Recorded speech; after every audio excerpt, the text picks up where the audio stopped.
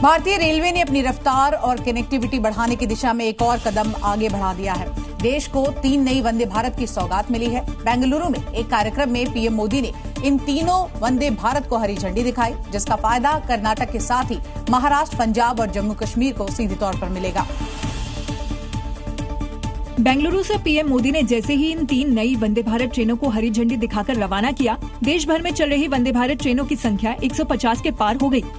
Train को रवाना करने के साथ ही पीएम मोदी ने बेंगलुरु के केएसआर रेलवे स्टेशन पर इस ट्रेन में बच्चों से संवाद भी किया।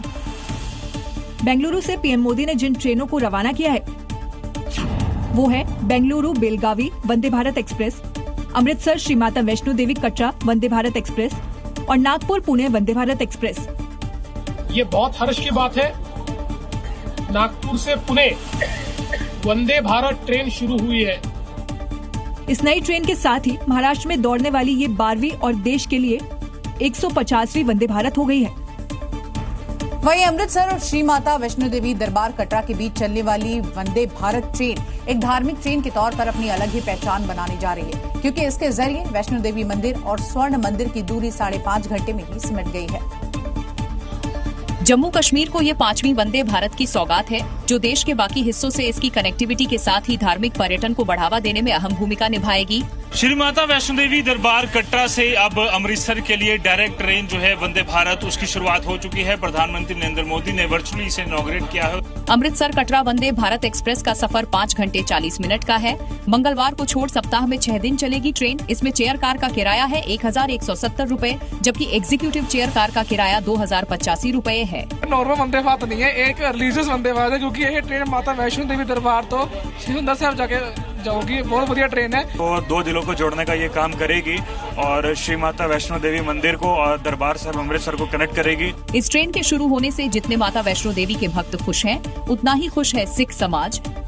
उत्तर प्रदेश में इन दिनों योगी सरकार अवैध अतिक्रमण पर ताबड़तोड़ एक्शन कर रही है। ताजा मामला पीएम सिटी वाराणसी का है, जहां पर पुलिस लाइन से कचहरी रोड पर अतिक्रमण हटाने के लिए पुलिस और प्रशासन की टीम सड़क पर ही उतर गई और कचहरी चौराहे से पुलिस लाइन तक अतिक्रमण हटाया गया। ये बुलडोजर एक्शन पक्की बाजार से लेकर गोलघर कचहरी चौराहा तक हुआ। करीब 300 मीटर के इलाके में प्रशासन का बुलडोजर चला। 3 थानों की पुलिस समेत आरएएफ की टीम मौके पर पहुंच गई। इतना ही नहीं, दंगा नियंत्रण वाहन को भी बुलाया गया था।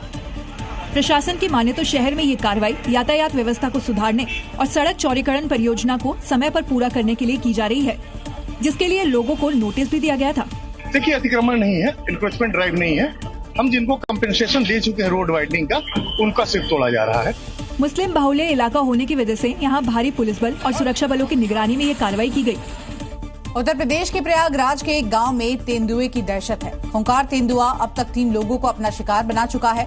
वन विभाग की टीम भी अब तेंदुए को पकड़ने के लिए ड्रोन का इस्तेमाल कर रही है, लेकिन अब तक तेंदुआ उनकी पहुंच से बाहर है और पूरे गांव में डर का माहौल है, क्योंकि ये तेंदुआ 3 लोगों को घायल कर चुका है। तभी पूरा गांव इकट्ठा है। देखिए कैसे ये तेंदुआ खेतों में घूम रहा है और वन विभाग की टीम इसे पकड़ने के लिए ड्रोन का सहारा ले रही है, ताकि इसे जल्द कब्जे में लिया जाए, जिससे गांव वाले चैन की सांस लें। ये पूरी घटना प्रयागराज के मलखानपुर धनेचा गांव की है, जहां एक तेंदुआ बेखौफ घूम रहा है। पिछले 24 घंटे से पूरा गांव में दहशत है। महिलाएं, बच्चे घरों में कैद हैं।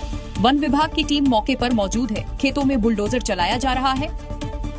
पूरे इलाके की ड्रोन से निगरानी की जा रही है, लेकिन तेंदुआ पकड़ से बाहर है। इस पूरी घटना से ग्रामीणों में गुस्सा है, क्योंकि उनके कामकाज ठप पड़ गए हैं। इसीलिए लोग छतों से इस पूरे नजारे को देख रहे हैं। गुरुग्राम से पुलिस ने एक फर्जी आईएएस को शिकंजे में लिया है। गिरफ्तार शख्स लोगों को आईएएस होकर रौब दिखाकर उनसे रुपए लगातार वसूलता था, लेकिन पुलिस ने इस फर्जी आईएएस को अब गिरफ्तार कर लिया है, क्योंकि अगर इस पर शिकंजा न कसा जाता तो ये ऐसे ही लोगों को बेवकूफ बनाकर उनसे पैसे वसूलने का काम जारी रखता। ऑरेंज कलर की टी-शर्ट पहने इस शख्स का नाम है जयप्रकाश पाठक। इसकी उम्र 31 साल है और सिर्फ 12वीं तक ही पढ़ाई की है, लेकिन इसका कारनामा होश उड़ा देने वाला है। जयप्रकाश यूपी के प्रतापगढ़ का रहने वाला है। पुलिस ने फर्जी आईएएस के पास से 2 आईडी कार्ड, एक आईडी कार्ड डोरी जिस पर गृह मंत्रालय लिखा है, उससे बरामद किया है। अतिरिक्त निरीक्षक के संस्थान से संबंधित एक एनवेलप पत्र, एक फर्जी आर्म्स लाइसेंस, 6 मोबाइल फोन, एक लैपटॉप, एक वॉकी टॉकी सेट भी मिले हैं। इसके अलावा एक लाल और नीली बत्ती और 2,50,000 रूपए की नकद बरामद किए हैं। आरोपी के पास से पुलिस ने एक कार बरामद की है जिसमें भारत सरकार लिखा है। पुलिस ने मामला दर्ज कर जांच शुरू कर दी है। मध्य प्रदेश में एक शादी चर्चा का विषय बन गई है। खंडवा में एक मुस्लिम लड़की ने सनातन धर्म में वापसी की है। मंदिर में हिंदू लड़के के साथ 7 फेरे लिए और शादी के बाद शाजिया शारदा बन गई है।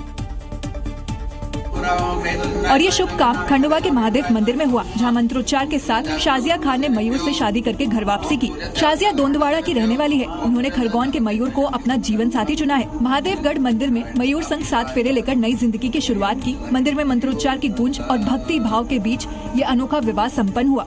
खरगोन के मयूर और शाजिया दोनों एक दूसरे को लंबे समय से जानते थे। शाजिया ने कहा कि सनातन धर्म में महिलाओं को सम्मान मिलता है और बचपन से ही उसे सनातन धर्म से लगाव था और उसने ये विवाह किसी दबाव में नहीं किया। पूरे समारोह में सनातन पद्धति का पालन हुआ और मंदिर परिसर में मौजूद लोग इसके गवाह बने। इस शादी के फुटेज और वीडियो सोशल मीडिया पर वायरल हो रहे हैं। Zee News।